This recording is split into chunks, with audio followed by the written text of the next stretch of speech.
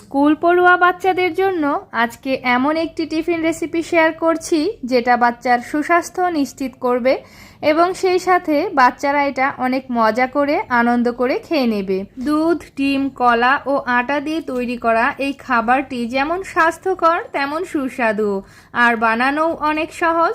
So guys, welcome to my channel SBR রান্নাঘর।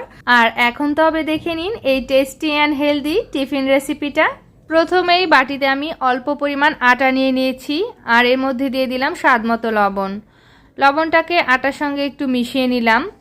এরপর এর মধ্যে দিয়ে দিচ্ছি সয়াবিন তেল। সয়াবিন তেল আমি এই বড় চামচের 2 চামচ ব্যবহার করলাম। এখন তেলটা দিয়ে ভালো করে আটাটাকে ময়ান করে নিব। আটাটা ভালো করে হাত দিয়ে ঘষে ঘষে একেবারে ঝুরঝুরে করে ময়ান করে নিয়েছি। এখন এর মধ্যে নর্মাল টেম্পারেচারে থাকা জল দিয়েই ডো তৈরি করে নিচ্ছি। ডোটা কিন্তু একটু সফটই করতে হবে, বেশি শক্ত করলে কিন্তু খাবারটা খেতে বেশি ভালো হবে না। তো পরোটার ডোর থেকেও একটু সফট টাইপের একটি ডো আমি তৈরি করে নিয়েছি। আর ডোটা ভালো করে মাখিয়ে নেওয়ার পরে এখন ঢাকা বন্ধ করে প্রায় 10 থেকে 15 মিনিটের জন্য রেস্টে রেখে দিচ্ছি। আর এই ফাঁকে মজাদার এই টিফিনের ভেতরের যে স্টাফিংটা আমি তৈরি করব সেগুলো রেডি করে নিচ্ছি। প্রথমে একটি পাকা কলা নিয়ে নিয়েছি আর এই কলাটাকে আমি পাতলা পাতলা স্লাইস করে কেটে নিচ্ছি। পুরো কলাটা কেটে নেওয়া হয়ে গেছে। এখন আমি একটি বাটিতে কিছু পরিমাণ গুঁড়া দুধ নিয়ে নিয়েছি। এখানে হয়তো 1.5 টেবিল চামচ পরিমাণ গুঁড়া দুধ হবে।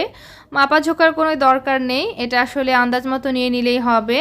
গুঁড়া দুধের মধ্যে দিয়ে দিয়েছি স্বাদ মতো চিনি আর এখন এর মধ্যে একটি ডিম ফেটিয়ে দিয়ে দিলাম। আর এটাকে এখন ভালো করে ফেটিয়ে নিতে হবে চিনিটা গলে যাওয়া পর্যন্ত। চিনিটাকে ভালো করে গলিয়ে নিয়েছি। ডিমের মিশ্রণটা আমার রেডি হয়ে গেছে। আর এখন আমি আটার ডোটাকে ঢাকনা খুলে নিলাম। এটাকে একটু ভালো করে মথে নিব। প্রায় 2-3 মিনিট ভালো করে আরও একবার মথে নিতে হবে। আরও 2-3 মিনিট ধরে মথে নেওয়ার পরে আমি এর থেকে 2টা লেচি বানিয়ে নিয়েছি। একটু বড় সাইজেরই লেচি বানিয়ে নিয়েছি, কারণ এর থেকে যে রুটিটা বেলবো রুটিটা আমাদের একটু বড় সাইজেরই হতে হবে। তো একটি লেচি নিয়ে আমি উপরে তেল মাখিয়ে এটাকে রুটি বেলে নিলাম। রুটিটা খুব একটা পাতলা করিনি, সাধারণ পরোটার মতোই করা হয়েছে।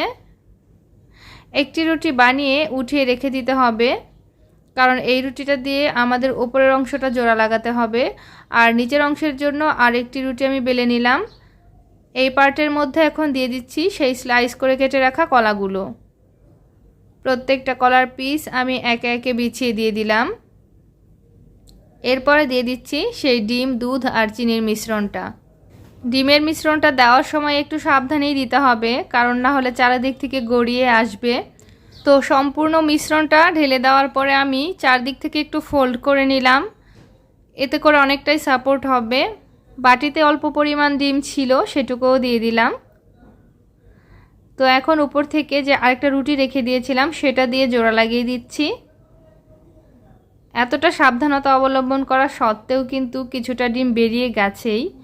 একটু এরকম বেরিয়ে যেতেই পারে, এটার জন্য কোনো সমস্যা নেই। তো চারদিকটা ভালো করে আটকে দিলাম আর এটাকে খুব সাবধানে আমি প্লেটে তুলে নিয়েছি, কারণ প্লেটে তুলে এভাবে করে আমি কড়াইতে দিয়ে দিচ্ছি। না হলে একেবারে হাত দিয়ে ধরে কড়াইতে দিতে গেলে কিন্তু ডিম বেরিয়ে যাবে বা এটা ফেটে যাবে।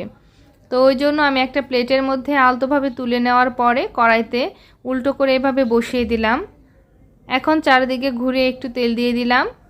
নিচের পার্টটা হালকা একটু হয়ে আসলে এখন সাবধানে আবার পরের পার্টটা উল্টে দিতে হবে। তো এভাবে করেই আলতো হাতে এটাকে উল্টে পাল্টে ভেজে নিতে হবে। তো পরের পার্টেও আমি হালকা একটু তেল দিয়ে দিলাম। এটা ভাজতে খুব একটা বেশি তেলের প্রয়োজন হয় না, অল্প একটু তেল চারদিকে ছড়িয়ে দিলেই কিন্তু এটা ভাজা হয়ে যায়। তো দেখতে পাচ্ছেন এটা আমি সাবধানে কিভাবে উল্টে পাল্টে ভেজে নিচ্ছি। তো কিছুক্ষণ পরে এখন আমি কাঁটা চামচ দিয়ে দেখে নিলাম যে ভেতরের ডিমটা পুরোপুরিভাবে সেদ্ধ হয়েছে কিনা। দেখতেই পাচ্ছেন কাঁটা চামচটা কিন্তু একেবারে ক্লিন এসে গেছে। তো এটা আমার এখন ভাজা হয়ে গেছে, আমি তুলে নিলাম। এরপর একটু ঠান্ডা হলেই এটাকে আমি ছুরির সাহায্যে 4 ভাগে কেটে নিচ্ছি। খুবই মজাদার টিফিন বা নাস্তার রেসিপিটা কিন্তু আমাদের তৈরি হয়ে গেছে। এটা খেতে অনেকটাই কলার পিঠার মতো লাগে, তবে এটার টেস্ট অনেক অনেক ভালো আসে।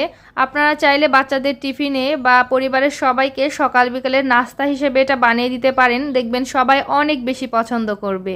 তো রেসিপি ভালো লাগলে প্লিজ লাইক, কমেন্ট, শেয়ার করবেন। সকলেই ঘরে তৈরি খাবার খান, সুস্থ থাকুন।